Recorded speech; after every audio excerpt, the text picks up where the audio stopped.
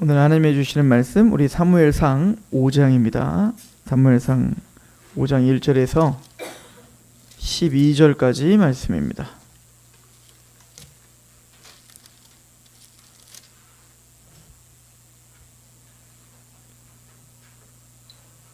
사무엘상 5장 1절에서 12절까지 말씀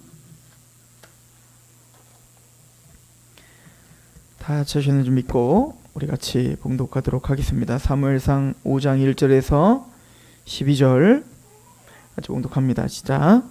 블레셋 사람들이 하나님의 궤를 빼앗아 자기 에베네셀에서부터 아스돗에 이르니라.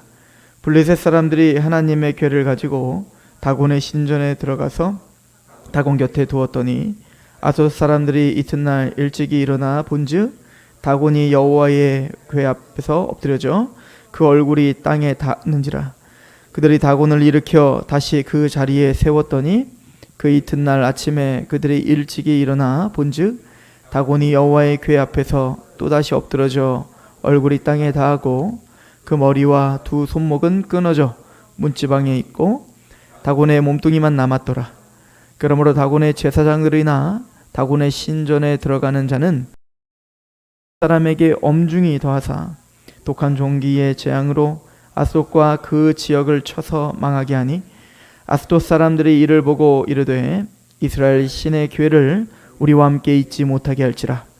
그의 손이 우리와 우리의 신 다곤을 친다 하고 이에 사람을 보내어 블레셋 사람의 모든 방백을 모으고 이르되 우리가 이스라엘 신의 궤를 어찌하리야 하니 그들이 대답하되 이스라엘 신의 궤를 가드로 옮겨가라 하므로 이스라엘의 신의 궤를 옮겨갔더니 그것을 옮겨간 후에 여호와의 손이 심히 큰 환난을 그 성읍에 더하사 성읍 사람들의 작은 자와 큰 자를 다 쳐서 독한 종기가 나게 하신지라. 이에 그들이 하나님의 궤를 에그론으로 보내니라. 하나님의 궤가 에그론에 이른즉 에그론 사람들이 부르짖어 이르되 그들이 이스라엘 신의 궤를 우리에게로 가져다가 우리와 우리 백성을 죽이려 한다 하고 이에 사람을 보내어 블레셋 모든 방백으로 모으고 이르되 이스라엘 신의 궤를 보내어 그 있던 곳으로 돌아가게 하고 우리와 우리 백성이 죽임당함을 면하게 하자 하니 이는 온 성읍이 상합의 환난을 당함이라. 거기서 하나님의 손이 엄중하심으로 죽지 아니한 사람들은 독한 종기로 치심을 당해 성읍의 부르짖음이 하늘에 사무쳤더라. 아멘. 우리는 사무엘상을 강의하면서 지난주에 하나님의 법궤가 블레셋에 의해서 빼앗기는 장면을 보았습니다. 이것을 그 비느하스의 아내는 여호와의 영광이 이스라엘을 떠났다라고 표현을 했습니다.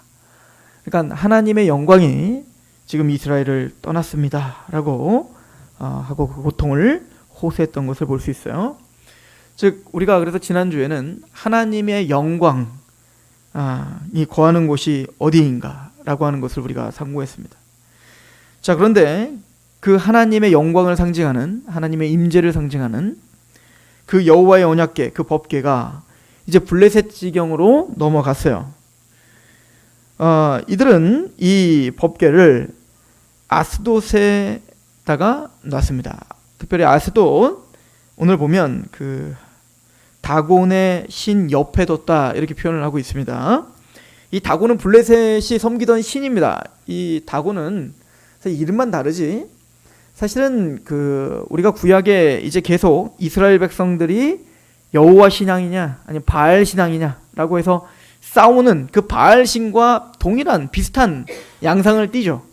그러니까 이 바알 신이 바로 번영을 주는 신이었다고요. 그러니까 그 당시에는 농경 문화였기 때문에 농경 시대 가운데 가장 중요한 게 뭡니까? 비잖아요. 물이란 말이에요. 그래서 이제 그 비를 내려주는 신이 바로 바알 신이었다라고 생각한 것처럼 이 블레셋 이 민족들은 바로 다곤 신이 바로 자신들의 번영과 또 이 풍성한 추수를 약속하는 신이었다라고 생각을 한 겁니다. 그러니까 모든 우상의 근원은 뭐냐면 사실은 다곤 신을 섬기는 게 아니다. 또 바알을 섬기는 게 아니다. 오늘날 예를 들어서 불교에서 절을 하고 비나이다 하는 것은 그 부처를 섬기는 게 아니다. 누굴 섬기는 거죠? 자기 자신을 섬기는 겁니다. 내 탐욕, 내 배, 내 만족을 섬긴다고요. 이걸 그래서 바울은 뭐라고 하죠? 그들의 신은 배다. 그는 배만 섬긴다. 이걸 베드로도 똑같이 말하죠. 그들의 신은 배니라. 그러니까 사도 바울이 우상을 뭐라고 이야기합니까? 골로새서에 보면 탐심은 우상 숭배니라. 이렇게 표현하는 겁니다. 그러니까 모든 우상의 근원은 다 이기심과 자기 자신을 하나님 자리에 놓으려고 하는 겁니다. 자기 자신이 바로 왕이라고 생각하며 사는 겁니다. 그래서 내 인생이 내 거고 또 모든 이루어지는 일들이 내가 원하는, 내가 요구하는 대로 상황이 이루어지지 않는 것이 악이라고 생각하는 거예요. 그래서 이제 모든 신앙은 근본적으로 그게 바알이라 부르든 다곤이라고 부르든 뭐 부처라고 부르든 뭐라고 부르든 말입니다. 그 모든 우상 숭배의 근원은 내 번영이에요. 이 땅에서의 나의 잘됨, 그죠? 내가 좀 남들보다 좀 높은 자리에 가는 거, 이것을 항상 목적지에 두고 있습니다. 그들은 신과의 인격적인 관계에 별로 관심이 없습니다. 그들은 신을 몰라도 돼요. 여러분들 불교 다니는 사람들이 부처를 잘 알아요? 모르잖아요. 상관없습니다. 그냥 그 몇 배를 절을 해서 내가 공덕을 쌓아 그 공덕으로 말미암아 내가 뭔가 그 신에게 얻어내기만 하면 되는 거거든요. 이걸 우상이라고 하는 거예요. 그래서 이제 이스라엘이 가나안 땅에 정착하면서 제일 먼저 싸워야 될 게 뭐냐면 바로 이 우상 숭배와 싸워야 되는 겁니다. 그래서 하나님은 이스라엘 백성들을 광야 40년 동안 율법을 주며 그렇게 먹게 해주고 마시게 해주는 그 모든 은혜를, 하나님의 은총이 없으면 만나를 못 먹고 또 반석에서 물이 나지 않으면 물을 마시지 못하는 그런 과정들을 통해서 40년 동안 왜 그렇게 살게 했습니까? 이게 신명기에 나오잖아요. 너희를 낮추려 함이라는 거예요. 너희가 그 적각골이 흐르는 가나안 땅에 갔을 때, 너희가 씨를 뿌렸을 때, 그 열매가 맺고 곡식이 맺었을 때 이 모든 것들이 하나님의 은혜다. 이 모든 것들이 바로 하나님의 은혜가 아니라면 우리는 한 끼의 음식도 먹을 수 없다라는 것을 40년 내내 훈련시켜야 됐단 말입니다. 그래서 그때 했던 하나님께서 하신 말씀이 뭐예요? 너희는 떡으로 사는 게 아니라는 겁니다. 너희는 떡으로만 사는 게 아니라 여호와 입에서 나오는 말씀으로 산다는 겁니다.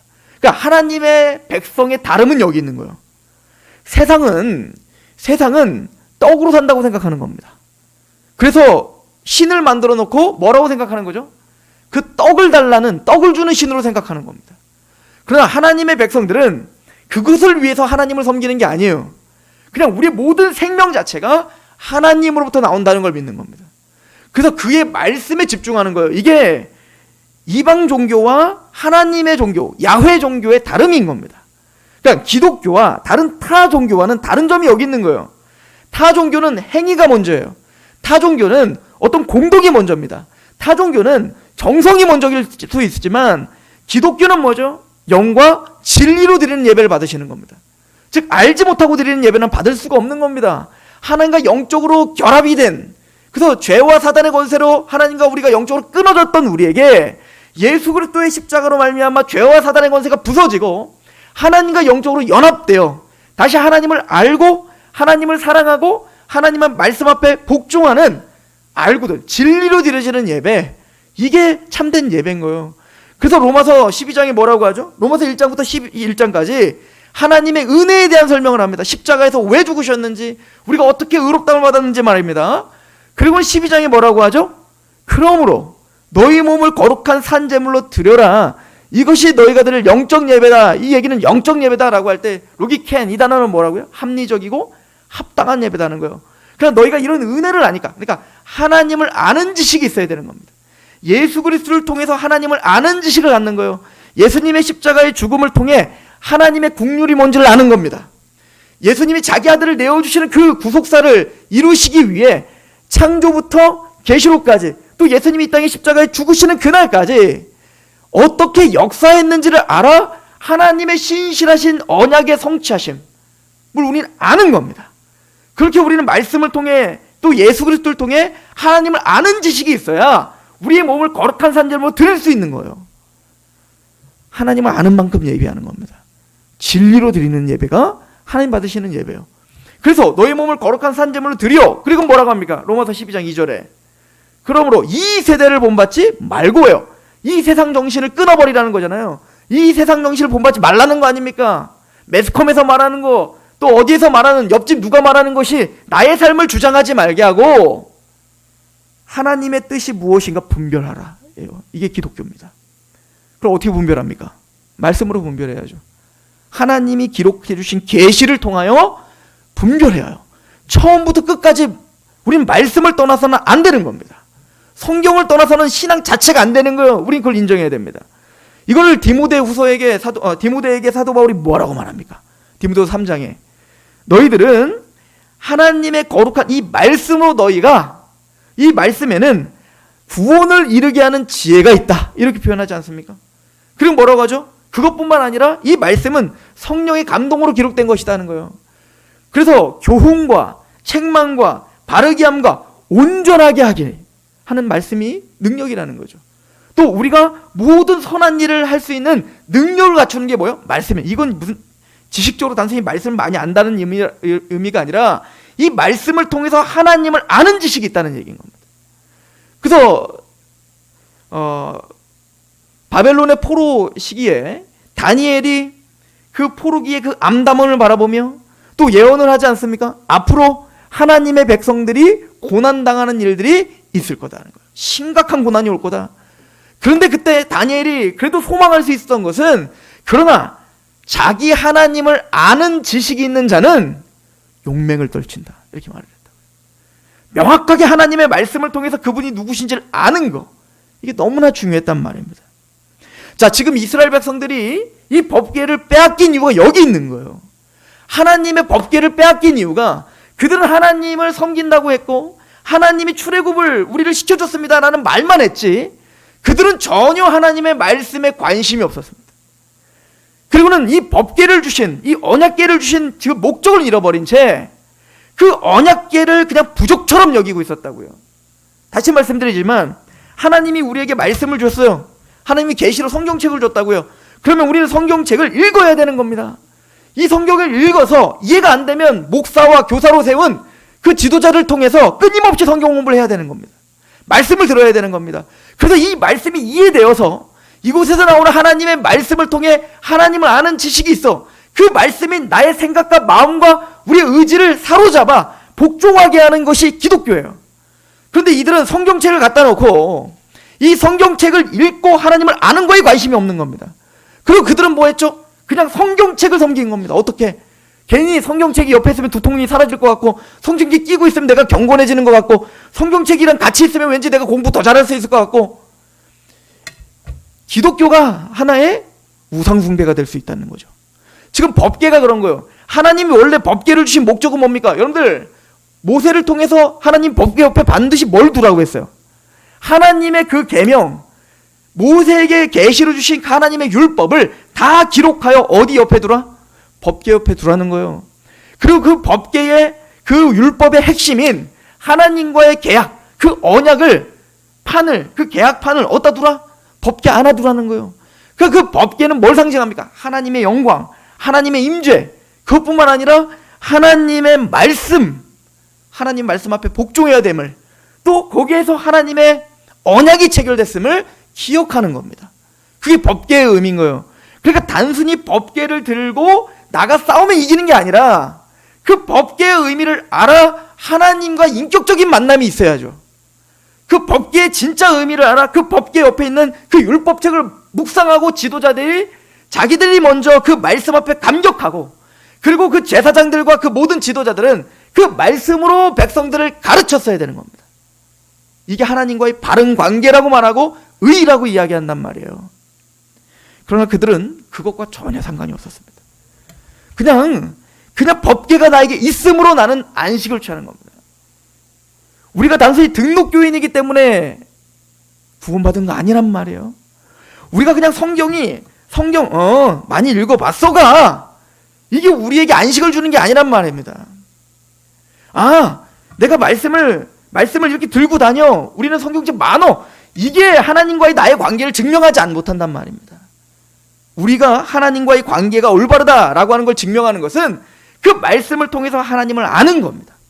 그래서 그 하나님을 마음을 다하고 뜻을 다하고 목숨을 다하여 사랑하는 거예요. 그리고는 하나님을 사랑한다는 건 그 살아계신 하나님의 말씀에 복종하는 겁니다. 이게 하나님을 섬긴다는 거죠. 그래서 신명기 6장의 쉐마법전은 뭐라고 하죠? 신명기 6장 4절부터 9절에 보면 이스라엘아 들으라. 우리 하나님 여호와는 오직 유일한 여호와시니 너는 마음을 다하고 뜻을 다하고 힘을 다하여 내 하나님 여호와를 사랑하라. 이렇게 표현한 거예요. 하나님이 우리에게 요구하시는 건요, 어떤 종교적인 형태를 요구하시는 게 아닙니다. 그래서 나중에 보면 다윗이 뭐라고 고백하죠?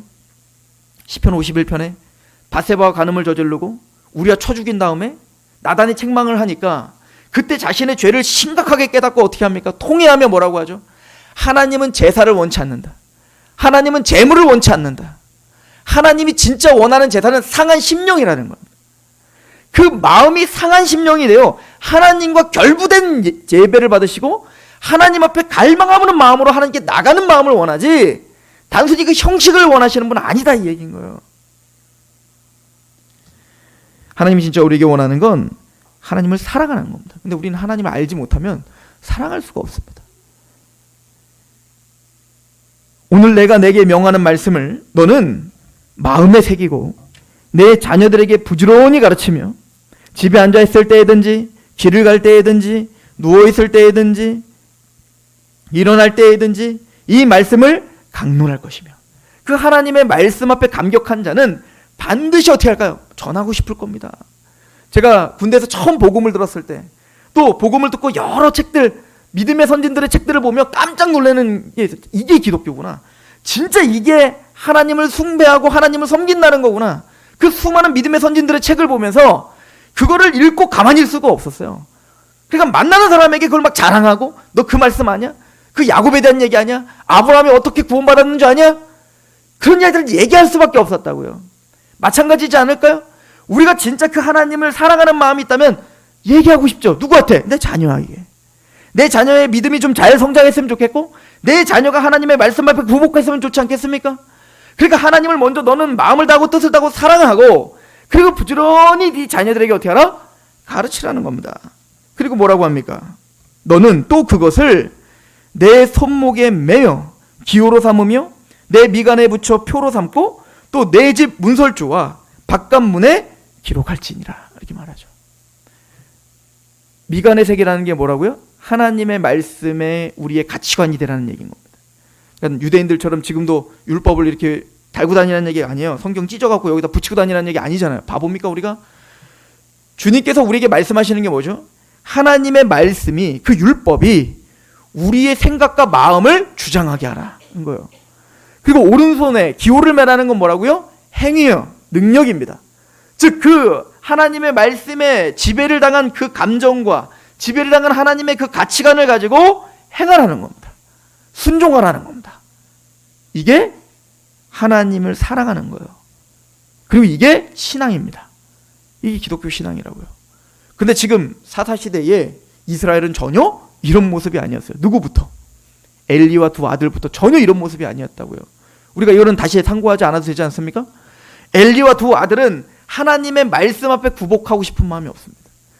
그냥 제사장이라는 것을 누리며 자신의 방탕과 자신의 탐욕을 채우는 도구로 그 직분을 활용한 거예요. 다른 말로 말하면 이들이 다곤신을 숭배하는 거였고 이들이 바알신을 숭배하는 것과 동일한 겁니다.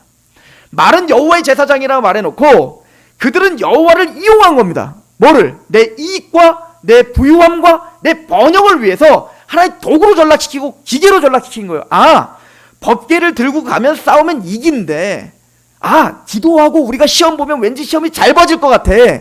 아, 우리가 하나님 앞에 40일 작정 기도를 하면 뭔가 이 문제가 무조건 풀릴 것 같아. 우상입니다. 아니에요.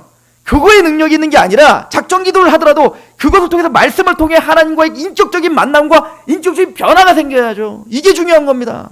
단순히 40일 작정 기도가 중요한 게 아니에요. 1000번째 제사라고 해서 봉투를 한번 1000원씩 10,000원씩 넣어가지고 1000번 동안 하나님께 헌금하면 내 아들이 거의 붙는다. 우상입니다. 그건 신앙 아니란 말입니다. 그건 꼭 이스라엘 백성들이 법궤를 앞에 놓으면 그냥 전쟁에서 이길 거야 라고 하나님을 기계적인 어떤 우상으로 전락시킨 거와 같은 거라고요. 지금 다곤신 옆에 블레셋이 하나님의 법궤를 빼앗아 다곤신 옆에 뒀습니다. 그들의 마음은 어떤 마음이 있었을까요? 우와, 우리 신이 더 세다요. 다곤신이 더 세서 저 애굽을 쳐부순 그 이스라엘의 신 여호와를 우리가 사로잡았다. 우리가 포로로 잡았다. 그래서 이 포로로 잡은 법궤를 부셔버리지 않고 그거를 다곤신 옆에 둔 건 뭐죠? 너는 다곤신이 나의 번영과 이 나라의 풍성함을 위해서 헌신하고 있는 것처럼 여호와 너도 내 옆에 그 다곤신 옆에서 도와주면서 내 번영을 위해서 헌신하라 라고 하는 망령된 생각인 것이에요. 그러니까 다다익선인 거예요. 신들도 많으면 좋지 뭐, 그죠? 그러니까 다곤신이 이렇게 세니까 나를 이렇게 번성하게 한 것처럼 저 여호와가 나를 좀 더 도와주면 내가 더 큰 일을 할 수 있지 라고 하는 생각. 여러분들, 이게 근데 블레셋만의 생각인 줄 아십니까? 우리가 자칫 그럴 수 있다고요. 내가 우상이 되어서 나의 열심으로 분명히 할 수 있는데 그것이 아니라 여호와를 내 옆에 두면 내 탐욕을 숭배하는 내가 그 탐욕을 숭배하는 나의 열심에 여호와께서 함께 하신다면 나는 더 큰 일을 할 수 있다. 이거예요. 하나님은 그렇게 역사하시지 않겠다는 겁니다. 하나님은 단순히 누군가의 도구로 전락시켜버린 그런 하나님 하시지 않겠다는 겁니다. 하나님은 다곤신을 엎드려버려요. 쓰러뜨려버리죠. 그럴 때 이 블레셋 사람들이 이상하다. 왜 쓰러졌지? 다시 세웁니다. 그리고 하나님은 다시 쓰러뜨려버립니다. 그리고 어떻게 하죠? 머리와 팔을 잘라버립니다. 그럼 그게 문지방에 부딪혔대요. 저는 그거보다 두 가지 생각이 드는데, 문지방에 딱 떨어져 있으니까 그 뒤로 오늘 말씀해 보면 그 뒤로 블레셋 사람들이 다곤신 문지방을 밟지 않았더라. 첫 번째 이런 거겠죠. 그 신성한 다곤신의 팔과 머리가 닿았던 곳인데 감히 내가 문지방을 어떻게 밟겠냐 이거죠. 여전히 깨닫지 못하는 겁니다. 여전히 자신의 우상, 자신의 잘못이 무엇인지 깨닫지 못하는 그 아집과 고집과 그 불신앙과 무지가 무엇인지를 설명해주고 있는 거예요. 이게 성경 전체가 하는 얘기예요. 사실은 여러분들 이집트의 파라오를 이제는 하나님께 수장시키실 때 분명히 하나님 기회를 주십니다. 10번이나 기회를 주시지 않습니까? 10가지 재앙을 통해서.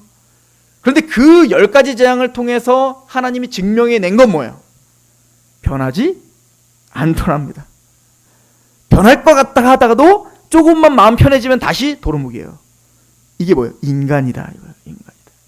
이게 죄다는 거예요. 이게 어디서 반복되냐면 나중에 요한계시록 7 나팔 7 대접 심판 시리즈에 가보면 이제는 전 인류의 심판에 대한 것이 이제 대접 시리즈 아닙니까? 나팔 시리즈와 대접 시리즈가 10가지 재앙과 다 흡사해요. 10가지 재앙이 있었던 그 양상이 우박이랄지 또 종기랄지 이런 모든 그 양상들이 7 나팔과 7 대접 심판 시리즈에 그대로 재현됩니다. 이게 다 연결되어 있는 거예요. 악한 자들. 근데 그 나팔과 대접 심판 시리즈의 결론은 뭐냐면 회개하지 않더래요. 무슨 수를 써도 어떤 무서움을 봐도 이 악한 자들은 회개하지 않아요. 두려워는 하는데 회개를 하지 않는다는 겁니다. 억울하다고 한다는 겁니다. 그렇죠? 하나님은 바로 이들의 그 완악함을 보여주기 위함입니다. 또한 이들은 오늘 말씀해 보면 지금까지 뭐 그 당시 시대죠. 사무엘상에 쓰여졌던 그 시기니까 지금까지 그들은 문지방을 밟지 않았다는 거면요. 그들에게 이건 굉장히 심각한 충격적인 사건이었다는 겁니다. 하나님은 어쨌든 그들에게 하나님 여호와를 다곤신과 함께 그렇게 우상 숭배하려고 했던 것들에 대해서 거부했다는 것을 기억해야만 됐습니다. 그죠? 또 하나 기억해야 되는 것은 이들에게 진짜 하나님 말씀하고 싶었던 것은 하나님은 지금 힘이 없어서 지금 니들에게 온 거 아니야를 설명하는 겁니다. 지금 블레셋 사람들은 우리의 신이 더 세고 내가 더 힘이 세서 여호와를 사로잡았다고 지금 착각한 거예요. 하나님은 아니다는 겁니다. 나는 사로잡혀 왔지 않다는 겁니다. 지금 이 모든 상황을 하나님이 통제하고 있고 하나님의 주권 가운데 내가 선택하여 지금 여기 왔다는 겁니다. 지금 하나님은 다곤신을 잘라버리면서 끌어버리면서 지금 하나님의 주권과 하나님의 영광을 지금 선포하고 있는 거라고요. 지금 당장 이스라엘 백성들의 죄악 때문에 잠시 그들에게서 떠났지만 내가 다시 돌아갈 곳은 너네가 아니라 이스라엘이야. 그럼 이스라엘을 떠난 목적은 뭐냐면 그들에게 영영이 떠날 것이 아니라 그들에게 회개할 기회를 주기 위한 것입니다.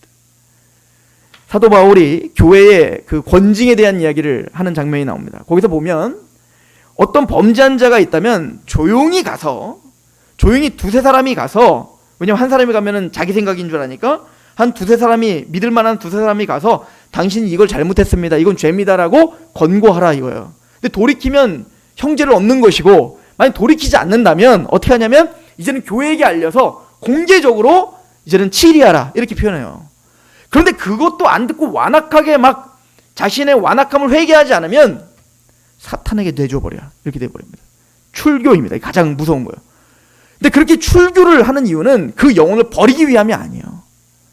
그렇게 해서라도 사탄에게 잠시 내어주서라도 그가 얼마나 심각한 죄가 있는지를 깨달을 수 있도록 회개할 수 있는 기회를 줘라 이거예요. 왜냐면 그냥 교회가 다 옳다 해버리면 자기가 뭘 잘못했는지 모르니까 회개할 기회가 없다 이거예요. 그냥 최종적으로 가슴은 아프고 찢어지는 마음이지만 그를 출교하는 있더라도 마지막 그가 얼마나 지금 심각한 죄인지, 하나님에서 얼마나 끊어지는 죄인지를 알게 하여 그들로 돌아올 수 있는 기회를 주게 하는 게 출교입니다. 마찬가지로 지금 하나님은 그의 사랑하는 자녀들에게 지금 기회를 주고 싶은 겁니다. 하나님이 그 법궤를 우상화하고 있는 그 이스라엘 백성들에게 잠시 떠나 내가 진짜 원하는 신앙 그거 아니다 이거예요. 그리고 하나님이 원래 원하는 그 신앙으로 돌이킬 때까지 잠시 그들에게 충격요법을 주기에 잠깐 떠난 거지, 내가 이스라엘을 버렸거나 또 내가 이스라엘에게 영광을 영영히 떠나게 한 것이 아니다 이거예요. 지금 이 모든 것은 내가 주관하고 있고 내 주권하에, 그리고 그 모든 주권의 핵심은 누구라는 거예요? 내 사랑하는 백성들을 다시 회복시키는 거예요. 지금 하나님의 머리에는 뭐가 계산되고 있을까요? 지금 이런 암흑과 같은 시기잖아요. 그 암흑 같은 시기에 지금 누구를 준비해 놓고 있었어요? 사무엘을 이미 준비해 놨습니다. 또 사무엘을 통하여서 하나님은 지금 누구를 이제 태어나게 할까요? 다윗을 이새의 자손에게서 태어나게 했을 거란 말입니다. 그러니까 지금 그들을 하나님은 각자 처소에서 하나님이 다 지금 작업하면서 준비하고 계시는 겁니다. 그리고 잠시 그때까지 다윗의 왕국, 나중에 이제 다윗의 왕국으로 돌아오게 돼요. 이 베세메스 나중에 이스라엘 땅으로 오긴 하지만 다시 그 성소로 들어오진 못하지 않습니까? 언제 돌아와요? 다윗이 왕위에 등극했을 때 드디어 하나님의 통치와 하나님의 나라가 임한 그 이스라엘 나라, 하나님의 영광을 인정하는 것이 가득한 나라가 됐을 때 하나님은 영광스럽게 다시 다윗에게로 돌아올 거란 말이에요. 하나님은 그걸 염두에 두고 있습니다. 이스라엘을 내가 잠시 지금 떠났던 이유는 그들을 회복하기 위함이지 그들을 끝장내기 위함이 아니다 이거예요. 내가 단순히 그들이 싫어서 블레셋 너를 도와주러 온 거 아니다 이거예요. 또 하나는 이 블레셋이 착각했던 것은, 그러니까 이게 이스라엘 백성들이 법궤를 생각하는 것과 똑같은 거죠. 법궤가 오면 무조건 자신들에게 유익이라고 생각했던 거예요. 천만의 말씀입니다. 여러분들 십자가는 우리가 잘못 활용하면 안 되는 겁니다.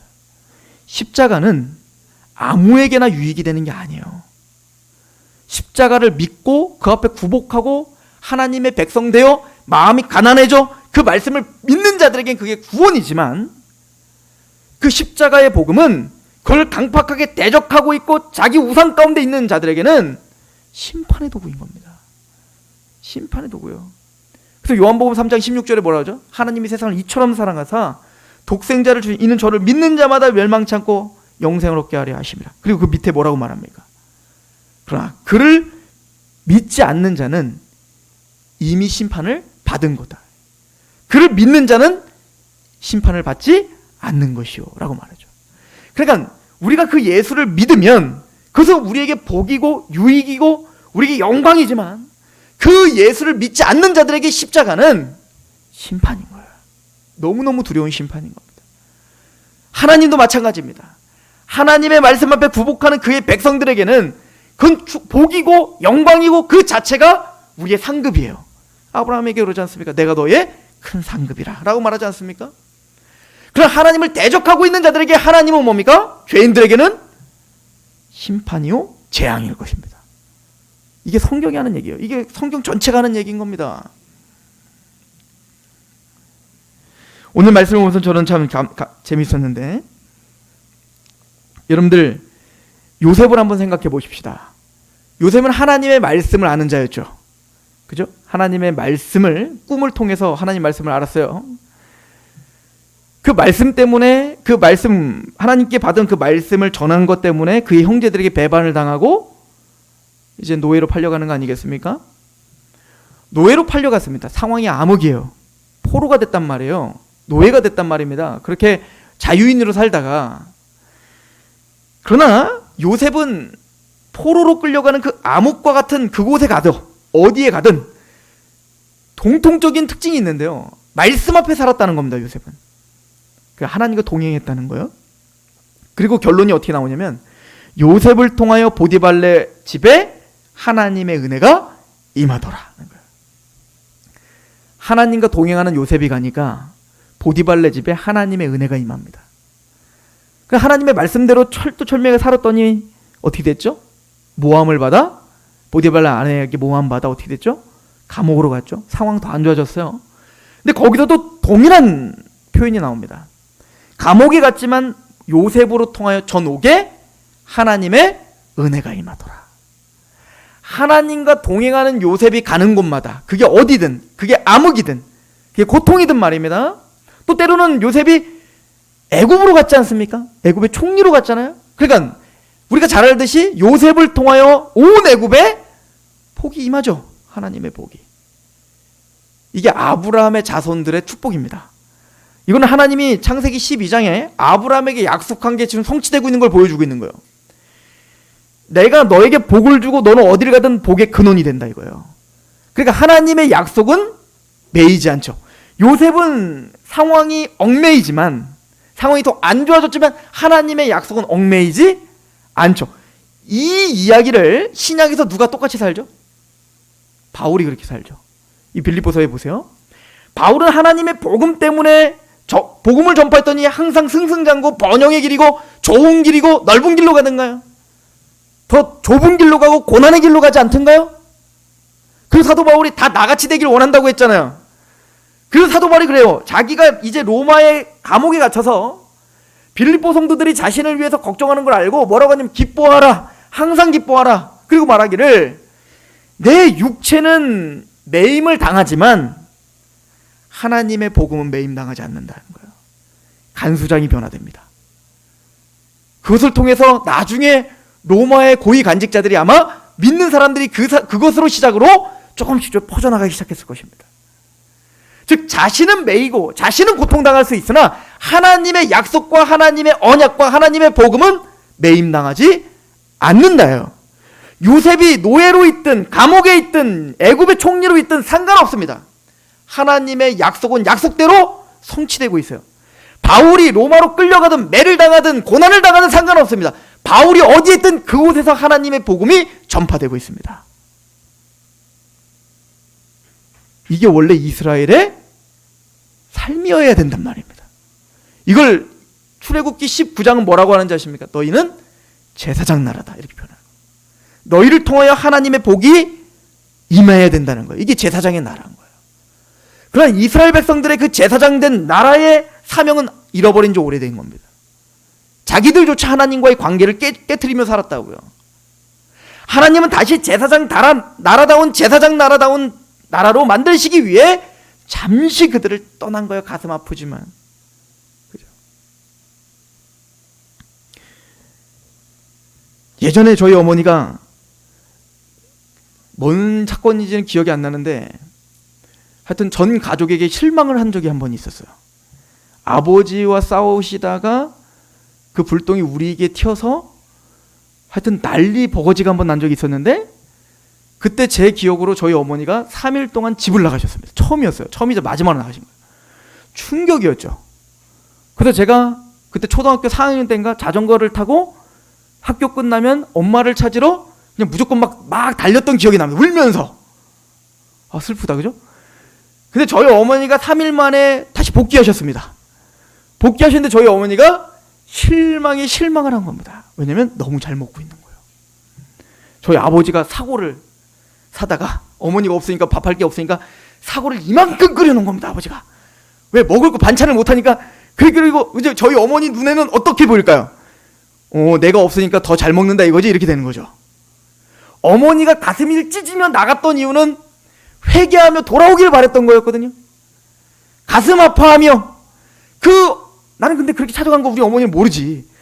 어머니가 나감으로 그 부재함을 느끼며 그래 우리가 잘못했지라고 어머니가 올 때 정말 먹을 것도 없이 막 그렇게 막 하면서 어머니를 기다렸다 하면서 막 울며 막여야 되는데 우리는 뼈다귀국을 먹고 있으니 어머니 속이 뒤집히죠.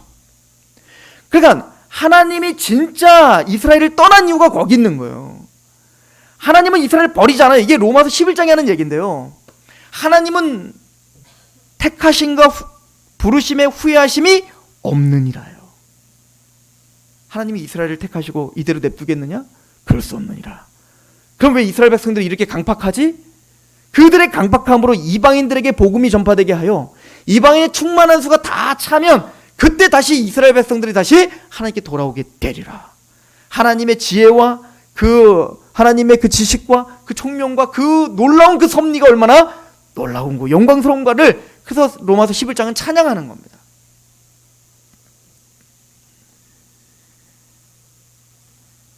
이스라엘 백성들에게 사실은 블레셋은 별로 관심이 없어요. 하나님은. 그죠? 이렇게 하나님과 동행하며 돌아와 그렇게 제사장 나라다운 나라가 돼야 되는데, 그래서 어딜 가든 복의 근원이 되고 은혜의 통로가 돼야 되는데 하나님은 그것을 다시 회복시키기 위해 잠깐 떠났다고요. 근데 블레셋 사람들은 하나님 그 법궤가 기계적으로 있으면 무조건 우리에게 유익이라고 생각을 했던 겁니다. 근데 그 반대의 일이 벌어졌죠. 하나님과 동행하는 요셉이 어딜 가든 그곳에 은혜가 임했는데 법궤가 임하는 곳마다 오늘 보니까 아스돗 그리고 가드 옮기는 곳마다 뭐가 임해요? 하나님의 재앙이 임하더라는 거예요. 재앙이 임하더라. 그러니까 하나님의 언약의 성도, 하나님의 백성, 복음을 알고 있는 하나님의 백성, 그들과 함께 임할 때 이것은 축복의 통로가 되지만, 이런 은혜와 복음을 모르는 그냥 그들이 하나님 앞에 대면하고 그 하나님을 직면해버리면 저주가 되는 겁니다. 이걸 이미 이스라엘 백성들에게 알려줬어요. 하나님이 모세를 만날 때 시내산에서 하나님이 항상 하나님을 만날 때, 하나님 나타날 때 쓰는 아이템이 있어요. 이게 뭐죠? 구름입니다. 구름이 가득하게 합니다. 왜죠? 죄인들이 하나님을 대면하면 죽기 때문입니다. 그래서 구름과 함께 임하시는 겁니다. 구름은 하나님의 영광의 상징이에요. 하나님이 모세에게 뭐라고 하냐면, 너는 너의 그 백성들을 나에게 가까이 오게 하지 말라요. 그래야 너희가 죽음을 면하리라. 이렇게 표현합니다. 그리고 너희는 스스로 성결케 하고 모이라 하는 거예요. 모세에게도 하나님이 뭐라 하죠? 나올 때, 호기심으로 하나님께 나올 때, 모세를 처음 부를 때 너는 가까이 하지 말라. 내 신을 벗으라. 이곳은 거룩한 곳이다. 이거예요. 인간의 그 삶의 터대 가운데 있었던 모든 그 더러워진 신을 갖고 하나님 앞에 서면 죽는 겁니다. 그래서 이 성막을 지을 때도, 우리 오후 예배 때 성막 이야기할 때 생각나시죠? 성막을 지을 때도 대제사장이 대속죄일 날 이제 지성소에 가서 제사를 드릴 때 제일 먼저 해야 되는 게 뭐죠? 향로를 들고 가야 돼요. 왜죠? 향로를 통해서 향을 피워야 돼요. 막 피워야 돼요. 언제까지? 법궤의 속죄소가 보이지 않을 때까지 향로를 가득 피워야 됩니다. 왜죠? 우리는 죄인이기 때문에 하나님 앞에 설 수 없는 거예요. 그 하나님을 대면할 수 없어. 법궤를 대면할 수 없다고요.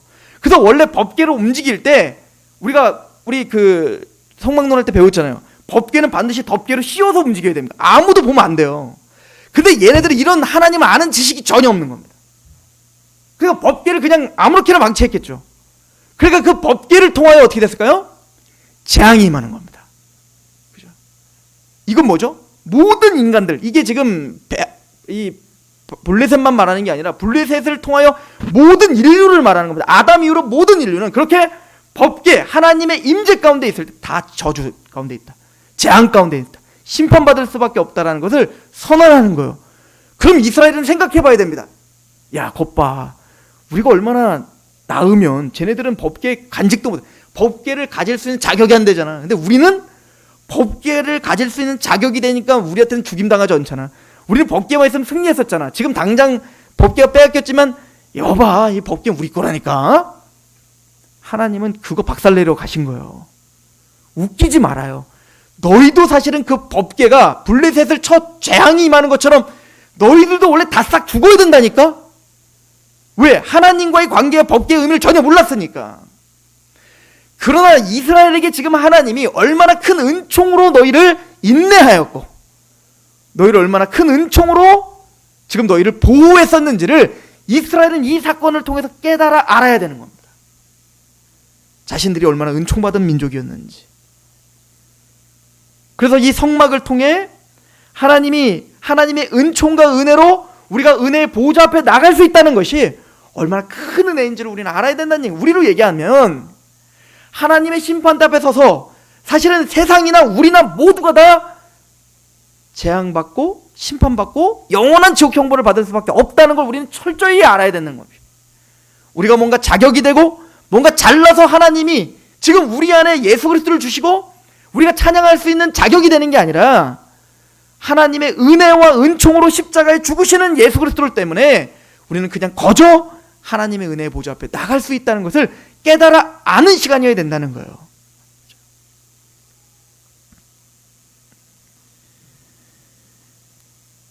이 법궤 앞에 서면, 하나님의 이 임재와 영광 앞에 서면 다 죽는 겁니다. 이거를 요한계시록 6장 이제 7인에서 그 마지막 이제 인이 딱 쳐질 때 그 악인들이 뭐라고 이제 소리를 지르냐면, 이 어린 양의 진노의 설자가 누구인가, 이렇게 말합니다. 도대체 이 하나님의 재앙과 이 하나님이 죄에 대한 이 진노를, 그 진노 앞에 설자가 도대체 누군가? 라고 질문으로 끝나요. 그리고 대답이 계시록 7장에 나오는 겁니다. 14만 4천이 나오는 거예요. 예수 그리스도의 피에 그 옷을 희게 빤 자들, 그 14만 4천 외에는 하나님의 보좌 앞에 설 자가 없는 겁니다. 하나님은 이스라엘 백성들에게 아주 중요한 걸 지금 교육하고 계십니다. 은혜, 하나님의 영광, 하나님의 주권, 하나님의 섭리를 지금 설명하고 있는 겁니다. 블레셋도 깨달아야 됐습니다. 블레셋도 이 과정을 통해서 회개하며 하나님께 돌아와야 됐지만 끝까지 블레셋은 회개하지 않고 또 이스라엘과 하나님의 군대를 모욕하는 일을 나중에 합니다. 이게 블레셋의 장군이었던 골리앗을 통해서 우리에게 보여주는 거죠. 끝까지 회개하지 않는 이 블레셋, 이렇게 하나님이 이런 기회를 줬지만 끝까지 회개하지 않았던 이 블레셋, 누구를 통하여 멸망시켜버립니까? 다윗을 통하여 멸망시켜버릴 것입니다. 마찬가지로 예수 그리스도의 날이 속히 올 것이고, 그때는 하나님을 경외하는 자들과 하나님을 경외하지 않는 자들이 분명히 갈라지게 될 것입니다. 그리고 오늘 우리는 때로는 이렇게 고난과 고통 가운데 있는 그런 이스라엘 백성들처럼, 때로는 우리도 그렇게 우리 모든 삶 속에 때로는 하나님이 계시지 않는 것처럼 느껴지는 그런 상황이 있을 때에도 지금 이 상황과 이 모든 주도권을 하나님이 갖고 계시다는 걸 믿고, 그리고 우리를 돌아보는 시간이 됩니다. 우리는 하나님에게 얼마나 겸손했는가, 우리가 그 은혜의 그 깊이와 높이와 그 어떠함을, 그 하나님의 사랑의 그 은혜를 우리는 얼마나 이해하며 또 하나님을 아는 만큼 우리는 얼마나 하나님을 예배하고 있는가. 그렇게 우리는 겸허히 하나님 말씀 앞에 굴복하고 우리를 돌아보는 그런 귀한 시간 되시길 축원합니다. 기도하겠습니다. 하나님, 우리는 이스라엘 백성들의 그런 삶의 여정을 통해 또 블레셋을 향한 하나님의 재앙과 진노의 이야기를 통해 신앙이 무엇인지를 고민해보고 또 점검해보았습니다. 단순히 하나님을 우리의 유익을 위한 도구로 또 기계적인 관계로 전락시키는 우를 범하지 않게 하옵소서. 하나님은 하나님이시며 유일하신 하나님이심을 고백하며 그 하나님의 말씀 앞에 굴복하고 그 하나님을 경외하고 그 하나님을 사랑하는 마음으로 우리의 삶이 그렇게 철저히 굴복될 수 있도록 주여 우리를 긍휼히 여기시고 또 인내하심으로 우리를 포기하지 마시고 우리의 마음을 붙들어 주옵소서.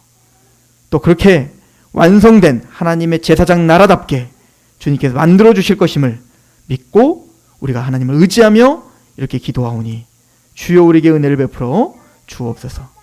예수 그리스도의 이름으로 감사하며 기도합니다. 아멘.